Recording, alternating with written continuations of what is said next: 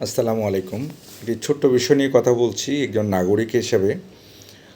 আমাদের সরকারগুলো অনেক বড় বড় কাজ করেন, অনেক প্রতিশ্রুতি দেন, অনেক আশ্বাস দেন আমাদেরকে নাগরিকদের ভবিষ্যতের জন্য, নিরাপত্তার জন্য, কল্যাণের জন্য অনেক কাজ করার আশ্বাস দেন।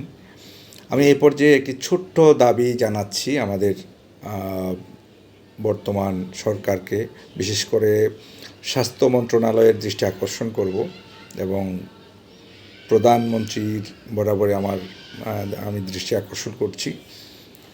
তো ওনারা অনেক ইতিবাচক কাজের আশা জাগা নিয়ে কাজ করছেন, কথা বলছেন। তো আমরা একটা জিনিস দেখতে চাই যে আমাদের দেশে সুস্থ, মানবিক, আন্তরিক একটা চিকিৎসা ব্যবস্থা গড়ে উঠবে, যেখানে দেশের সকল মানুষ ভালো চিকিৎসা পাবে, নিরাপদ থাকবে এবং তাদের সীমিত সামর্থ্যের মধ্যে চিকিৎসা পাবে। দেশের বড় বড় নেতা কর্মকর্তারা যে সুবিধাটা পাবে, চিকিৎসার ক্ষেত্রে জীবন বাঁচানোর এই জায়গায় দেশের সকল নাগরিক চিকিৎসা পাবে। এবং আমি আরও একটি দাবি করতে চাই, আমাদের যারা রাজনীতিবিদ, বিভিন্ন আমলা, নেতৃবৃন্দ, সরকারি কর্মকর্তা যারা আছেন, তারা আমাদের এমন একটা চিকিৎসা ব্যবস্থা দেবেন যেখানে তারা সব রকমের নাগরিক চিকিৎসা নিতে পারবেন।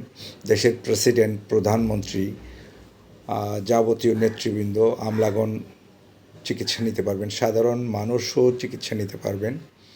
এই দিকটা বিবেচনা করার জন্য এমন একটা চিকিৎসা ব্যবস্থা ডেভেলপ করার জন্য দাবি জানাচ্ছি। এবং আমাদের মতো যারা সাধারণ নাগরিক, তারা যাতে সীমিত ব্যয়ে চিকিৎসাটা নিতে পারে। আমাদের যারা চিকিৎসক, অনেক ক্ষেত্রে তারা দেখা যায় একটা শিফটে 100-200 রোগী দেখেন, 1000 টাকা, 800 টাকা বা আরও বেশি কম ফি নিয়ে থাকেন। এক্ষেত্রে ফিটা যাতে সহনীয় হয়, গরিবের ডাক্তার দরকার, সাধারণের ডাক্তার দরকার। আমাদের ডাক্তারদের একটু মানবিক হওয়া চাই। এই জন্য আমি চাইব আমরা সীমিত সামর্থ্যের মধ্যে সব নাগরিক যাতে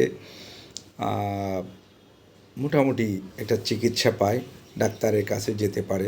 ফিটা হবে 100 টাকা, 200 টাকা, 300 টাকা এর মধ্যে।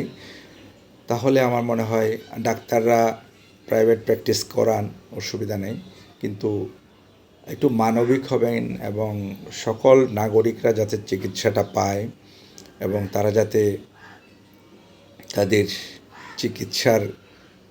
চিকিৎসকের দ্বার প্রান্তে যেতে পারে, সেরকম একটা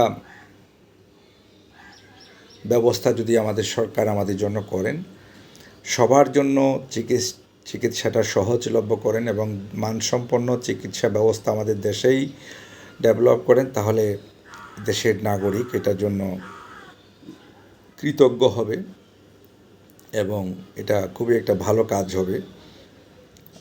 এই দাবিটা জানাচ্ছি। আসসালাম।